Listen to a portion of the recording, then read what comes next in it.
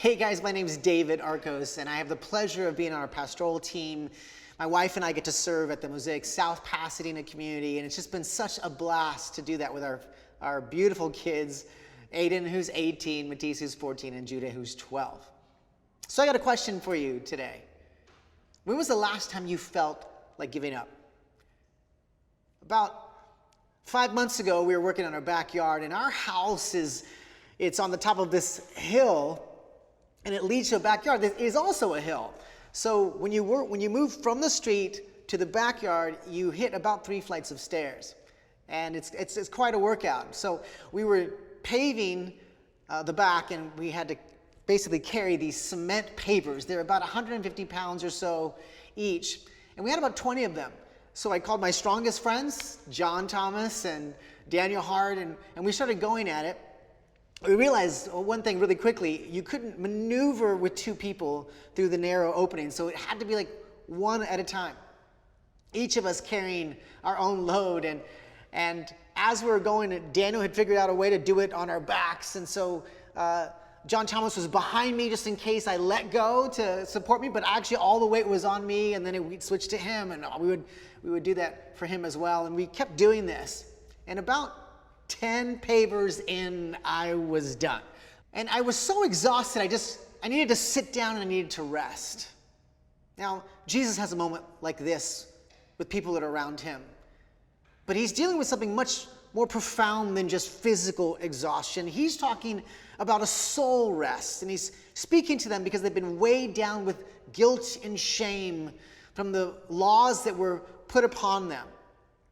In this passage, we're talking about them being weighed down, and they were loaded to the full. And Jesus, in this passage we're about to read, helps them to move from being loaded down to being fully loaded. And that's what I want to talk to you about today, Mosaic. I want to talk to you about what it is to be fully loaded. In Matthew 11, 28 through 30, Jesus speaks to the people and he says this. He says, "Come to me, all of you who are weary and burdened, and I will give you rest. Take my yoke upon you and learn from me, for I am gentle and humble in heart, and you will find rest for your souls. For my yoke is easy and my burden is light." Now Jesus looks around and he sees the people. And the people at that time, they were weighed down by the laws that were put upon them by the religious leaders around them. They were working so hard that they were exhausted.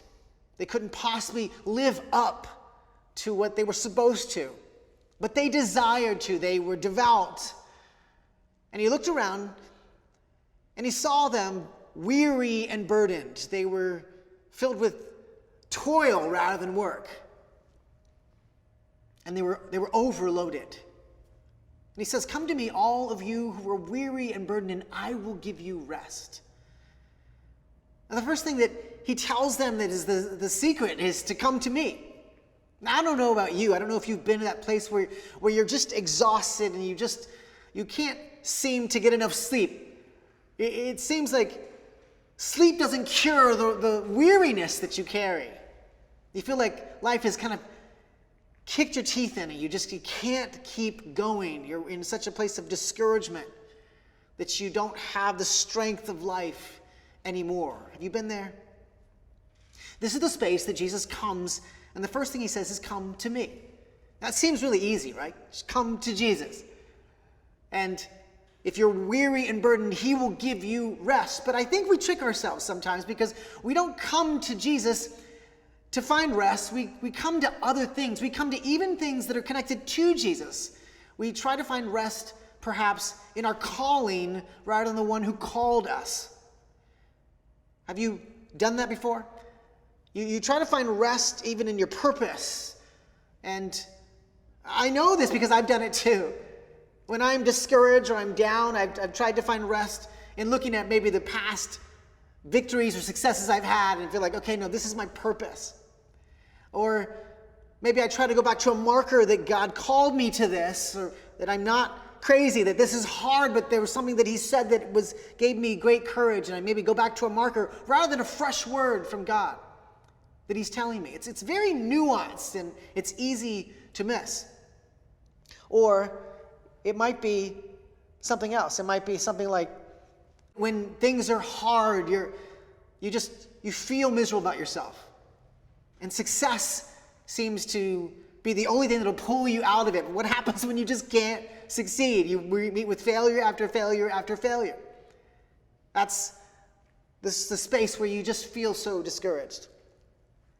Or perhaps it's that you're so caught up in your calling or in what you feel like you're supposed to do in the world that you're serving and you're doing so much good that you don't have time to read the scriptures or ask him questions about your life.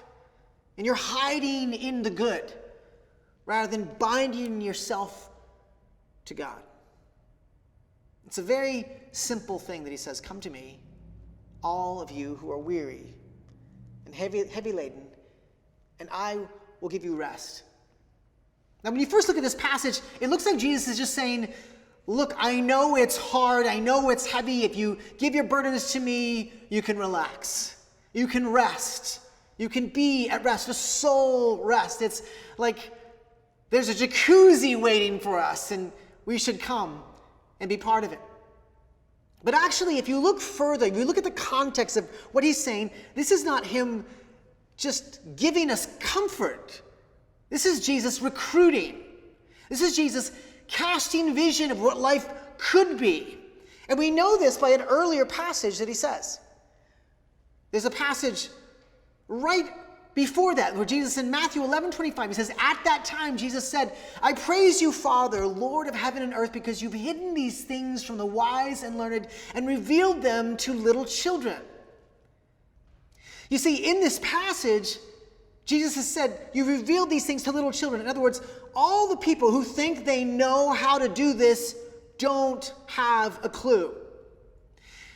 He's looking at a time where the religious leaders put all these laws in place to please God, and all these people were following the experts of the law. And he's telling them, on all of this religion, they don't understand. And I revel in the fact that the Father has hidden these things from the wise and learned and revealed them to little children. In other words, revealed them to the common person, to the pure-hearted person who desires to do good but is exhausted from doing it. Maybe that's you. Maybe that's me at times. We're proving it, aren't we? We're performing for God and saying, I just want to be good enough. I want to prove to you that I'm grateful for this life. I want to serve and serve and serve. And I need to just, I owe you for all of this. And Jesus looks at them and all of their exhaustion. They are the little children he's talking about.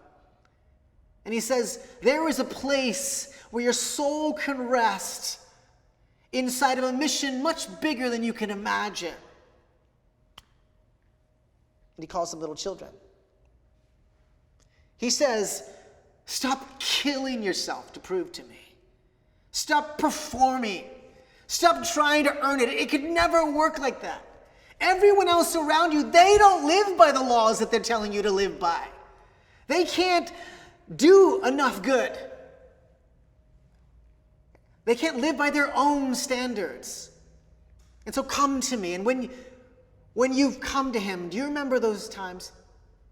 Do you remember the moments when you first figured out that all of your wrongdoings and everything you could ever do wasn't good enough, and that Jesus just forgave you of all that, and you could give all of that sin and wrong and guilt and shame. You just took that load off and you gave it to him. Your soul found rest in him. You remember that? But then somewhere along the way, we seem to take it back on and say, okay, now that it's all forgiven, now I've got to start earning it. Now I've got to start by my own strength to live right and obey all the laws that you have for me. And that becomes weary after a while.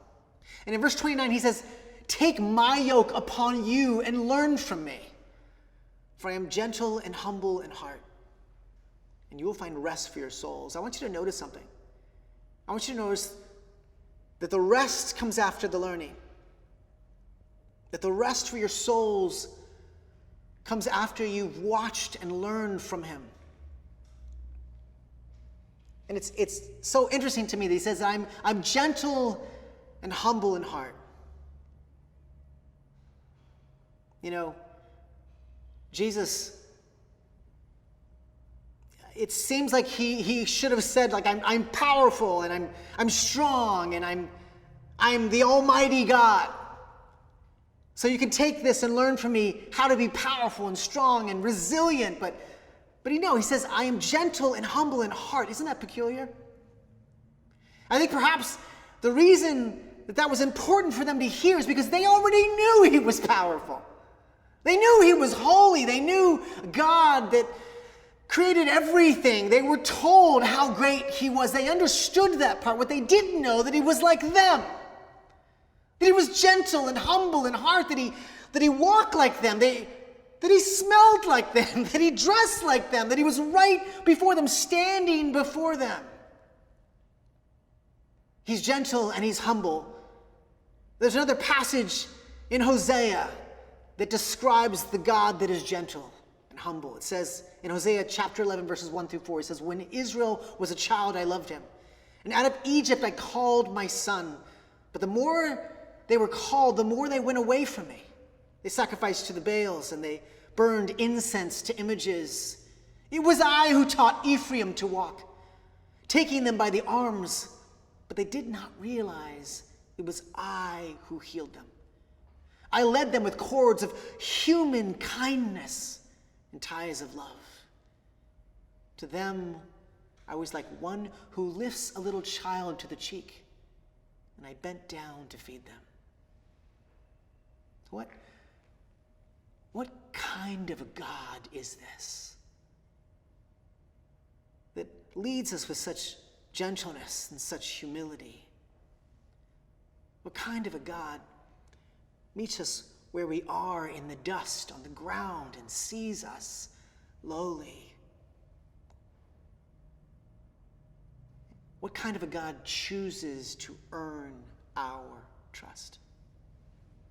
He chooses to, you know.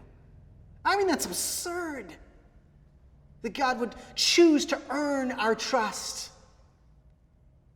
One thing that Jesus knew is that the people, what he had from the people was obedience, but not trust.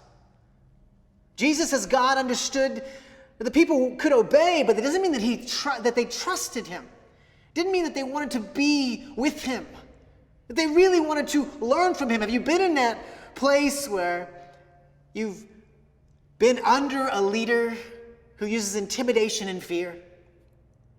They may get you to do what they want, to fear them, but it doesn't mean that you trust them. Now, Jesus was showing them a new way. He was showing them that he, like in Hosea, he is the one who's healed them. He is the one through cords of human kindness with ties of love. He is the one who's always been there, leading you and bringing you to a place of love.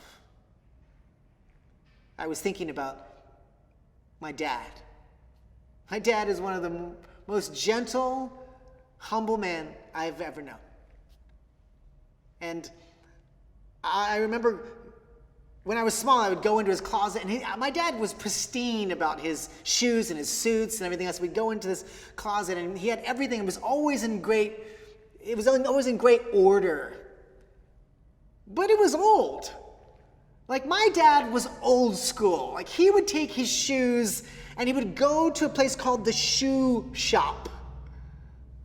I learned about the shoe shop because I would go with my dad and pick up the shoes. And it was the same shoes that he wore years before, and he would actually get them fixed. And they were old school, and they were really cool, but they always looked so clean and so nice. They were so old. And we'd make fun of him as we became teenagers. You know, Dad with his old shoes. But I realized something in college. When I grew older, I realized that my dad didn't actually spend any money on himself. He never bought him new stuff. All the new stuff that he had was gifts for Christmas that we'd buy him. He didn't buy himself new shoes or new suits or anything. The reason was because he spent all of his money on us. He would always make sure we had new shoes. My dad was lowly He was humble. He was gentle. He showed me through his posture what a man was. A man of great sacrifice. I learned from my dad that you were always supposed to sacrifice for the betterment of others. Whether he was picking someone up that's homeless, or he was bringing a meal, or he'd be going to the airport to pick someone up, or he was buying us what we needed. My dad was all about sacrifice. Sacrifice is I hurt so you heal. That's what my dad lived in front of me all the years growing up. And I got a picture of what a man was from that. I think that's why Jesus says, to learn from me, for I am gentle and humble in heart. Jesus was showing us the God of humility and gentleness, that you could have both power and humility. You could have strength and gentleness. And that's what he was. And that's how he led us. But then, what ways has he taught you to walk? In what ways has Jesus been teaching you to walk with him? How do you learn from God? I think you have to look at the picture that he's saying about taking his yoke upon you. Well, we don't use yoke, so we don't really know. But he was talking to people who understood during that time what yokes were. Yokes were these wooden beams they would lay across two oxen. And they'd tie them in, they'd harness them in, and these two oxen would be tethered together. And two oxen could move together, they could carry heavy loads, they could plow the ground, they could do all the things that the farmer needed. So an ox would weigh anywhere from 2,000 to 3,000 pounds. He could carry his own weight, but when he's tethered together, when he's yoked together with another ox, they could carry up to 12,000 to 13,000 pounds. Actually, the capacity of two oxen together was doubled, more than doubled, the strength that they had together. And Jesus was saying to farmers who understood that together with me, we can accomplish much greater things than you can on your own. To tether your life, to bind your life to me, and I will show you the way. This is how an ox traveled together, yoked together. And they were very clear on this. They understood what he was saying. But how do you do it? I mean, how do you learn from an invisible God? How do you figure out what it was that Jesus was saying? How do you actually flesh it out in your life? And I don't know, I've been thinking about this. How do I actually flesh this out? And I think there's like this, there's a pull. There's like a pull, a rest, a pull, an ask, a pull. I think about it in my life when I'm pulled a certain direction. You know what I'm talking about, right? Things that happen in your life and you feel the pull of God to do the right thing. And you pull and you're trying to do the right thing because you know that voice inside of you is speaking, and then you rest. And the settlement of peace that you know he's with you. And then you pull again, and then you stop and you ask because you're not sure. And you ask of God, and you read the scriptures, and you pray, and you listen, and you're around community. You're just listening until you get a word, and then you pull again. It's this pull, rest, pull, ask, pull. This coming together. When ox are trained, by the way, there's a stronger ox. He's more seasoned, who knows what he's doing, moving to the field. And then he's put together with a younger ox that has to be in training. And as the ox goes through, the young ox learns how to rest in the strength of the bigger ox, the more experienced ox. And he's resting in his strength that he's moving forward. I think that's what God calls us to, this rest, this soul rest, not just to come to him, not just to learn, but to rest. To rest in his strength, which is the most peculiar part of this passage. See, this passage says, "Come to me, all of you who are weary and burdened, and I will give you rest. Take my yoke upon you and learn from me, for I'm gentle and humble in heart, and you will find rest for your souls, for my yoke is easy and my burden is light. This most peculiar part of this passage is that Jesus is not taking your burdens. Jesus is not taking your burdens, and he's not giving you a lighter one. I mean, that's the reality, right? Life is not meant to be burden-free. And if you think it's meant to be burden-free, if you're sold a Christian faith that promises you won't have burdens, that you're just living some jacuzzi faith, you were sold the wrong thing. Jesus is never telling you you're not going to have burdens in your life. He's actually saying that my burden is light. It seems like a bait and switch. Seems like he's saying, come to me and I'll give you a burden. That's not what I came for, Jesus. I'm exhausted and you're giving me your burden? Now, think about it for a second. Jesus is with the people and he's looking at them, and what could be their burden? I mean, just use your imagination. Providing for themselves, for their families, for their job, having the right things in order for them to accomplish the challenges in their life. I mean, anything that you can imagine as a burden is just not that heavy to God. Think about it. Jesus was looking at them, and he wasn't actually saying, here, let me take your burden. Let me yoke myself to you and carry your burden with you. That's actually not what he's saying. He's saying, no. Take my yoke upon you. Take my burden. Jesus is actually calling them to something that's much heavier. Whose burden do you think was heavier? Jesus's or the people that he was speaking to? Now, Jesus' burden is much heavier. At the very moment he spoke it, his burden was for the entire planet. This is what's crazy to me, is that the burden that Christ was offering them was entirely too much weight for them.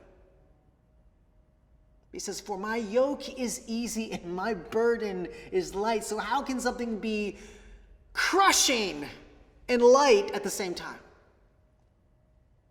This is perplexing. I think Jesus was showing them how to rest in his strength for a greater vision. He was saying, in essence, once you learn to trust me, we're going to change the world. Now that you trust me, let's pull this world back together. Jesus was calling them to a life filled with purpose, exercising their talents and their abilities, taking them on an adventure they could not recognize. I mean, isn't that the story of the disciples? They couldn't have imagined their life before Jesus. He brought them to life. And this is what is so powerful about this passage.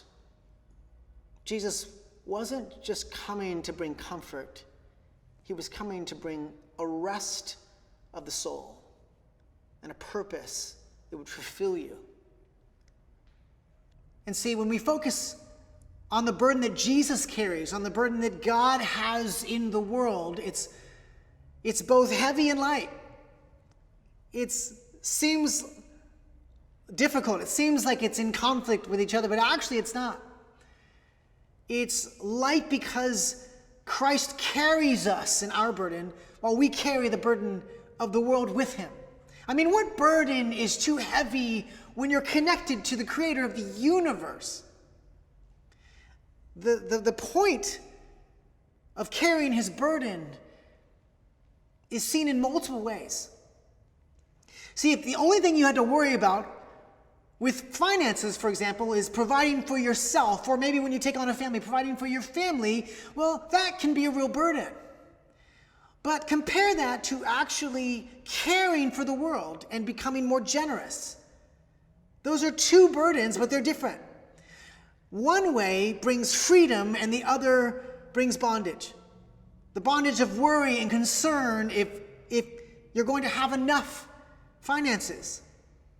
That's the burden of providing just for yourself. But when you take on the burden of generosity, you don't know where the funds are going to come from, but you're concerned and you're taking on the problems of the world, and you want to be a part of that, and you believe that God is providing for you, because that's how it works, right? God says either you can provide for you or I can provide for you. God, when he says, I'm going to provide for you, he doesn't just provide for you, he provides for the world through you.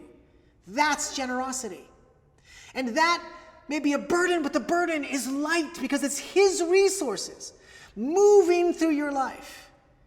This is the beauty of his burden and his yoke. The yoke, by the way, was designed just for you. The farmers who listened to him say that for my yoke is easy, my burden is light, knew this. They knew that the yokes that they created, these beams, were designed and fashioned just for the calves. It became oxes. And that's your purpose. That's what God has designed for you. He has a yoke just for you. He's fashioned a life. And I think the key to understanding this is that God has not fashioned that yoke. God has not crafted that life or created that purpose just for you. He's created it with you. God has every intent of walking with you to carry out the purpose he's given you. This is why it's light. Several years ago, we wanted to buy a house in LA because we were told that they're going to sell our house, and we were tenants at the time. And so we decided to go out and look for a house. And if you're in LA and you're trying to find a house, you know it's a burden. It seems almost impossible to buy a house in LA. And we moved to Eagle Rock. We lived there for 10 years. The schools were fantastic. All of our kids got into the magnet program, and we had everything that we wanted for our kids in that place. We fell in love with Eagle Rock. And unfortunately, Redfin had voted it the second best place to live in the nation, and LA Weekly had said that York Boulevard in Highland Park right next to it was the coolest street in LA. So house prices skyrocketed, and we were just in a really hard situation. It was the worst timing possible. But Carrie and I began to pray together and meditate on this passage of Scripture in Proverbs 16:9. It says, we can make our plans, but the Lord determines our steps. It's very poetic. We had no idea what it meant.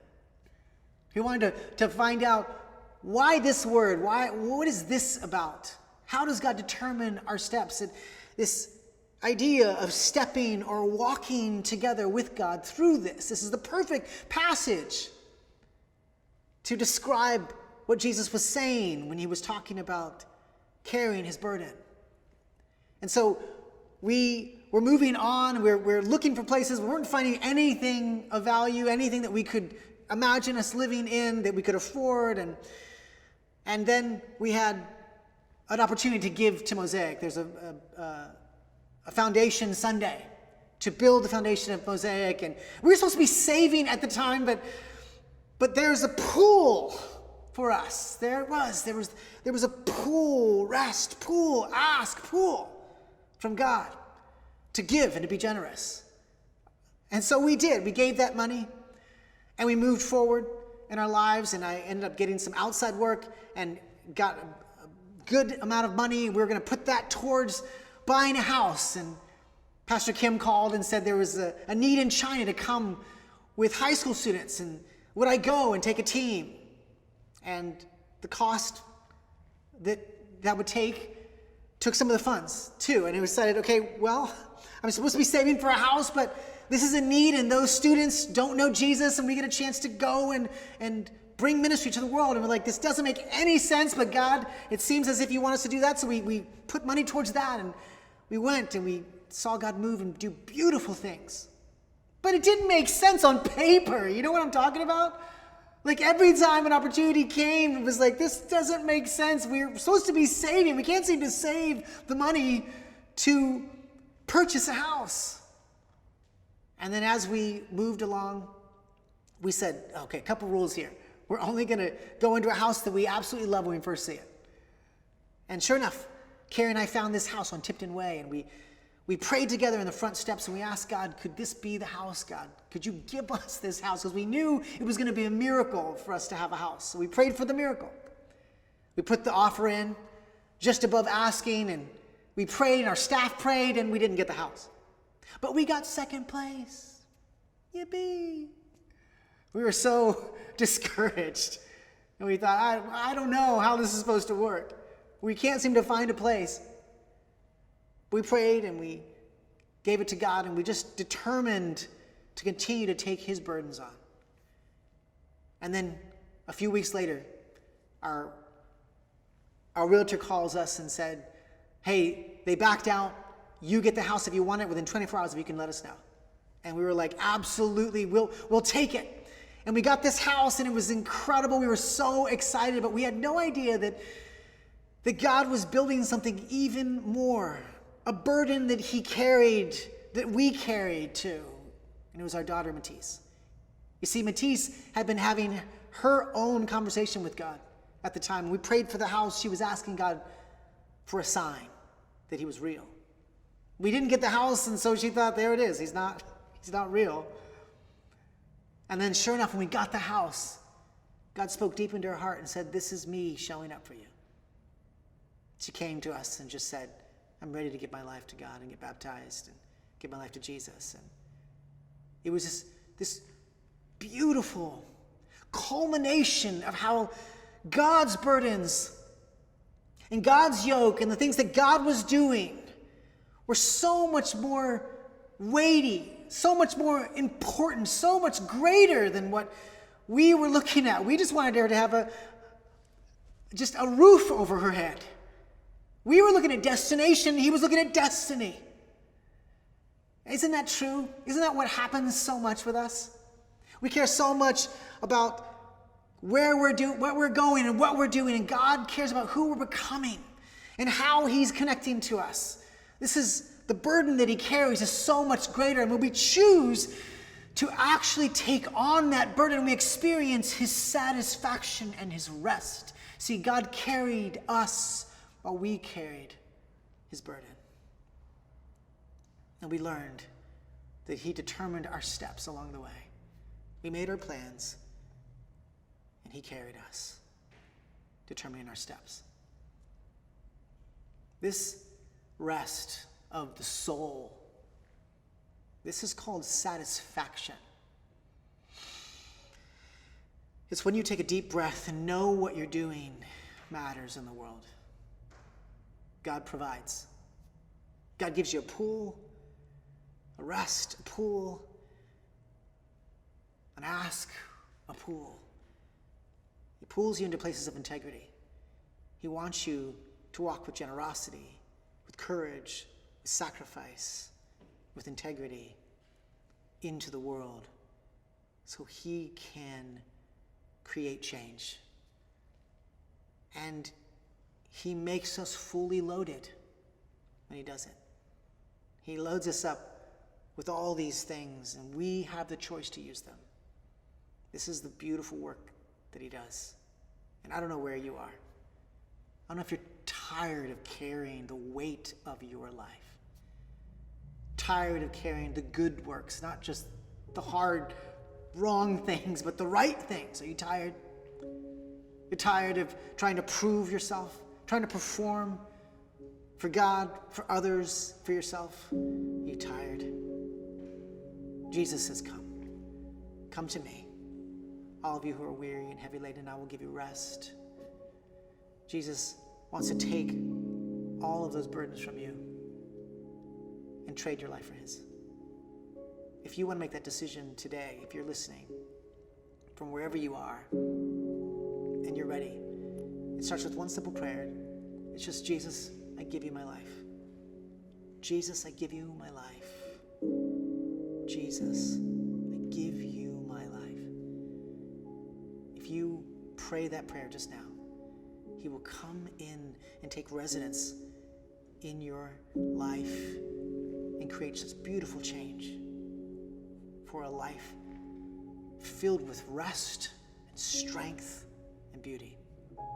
If you've made that prayer just now, I'm going to pray for you. Jesus, I I pray for the person who's listening from wherever they are, that you would unwrap and unfold just a life filled with beauty and life, and that you would show them your love, so they would know who you are, and they would be able to carry with you the weight of changing the entire world as you carry them through life. Jesus, thank you that you make life light, that you make life wonderful. We bless you and thank you in Jesus' name. Amen.